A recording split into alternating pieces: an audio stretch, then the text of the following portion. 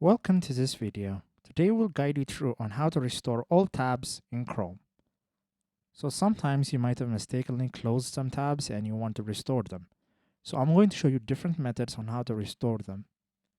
So for instance, let's say I close this Google Form tab, this Wikipedia tab, and this YouTube tab.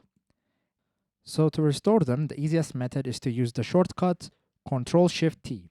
As you can see, this restores YouTube, and by tapping on the shortcut again, it will restore another tab, and by tapping on the shortcut again, I can restore all tabs. So this is the first method. Another method to restore all tabs is go to the top right corner and click on the three dots button.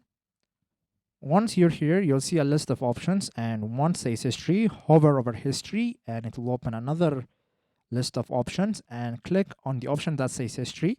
You can also access this through the shortcut Ctrl+H. So once we're in the history page, we can restore different websites that we've opened up. So for instance, to restore this one, all I have to do is click on it and click on the open button. So this is another method we can use to restore tabs in Google Chrome. If this was helpful, please consider subscribing and leaving us a like. It really helps us out. See you next time.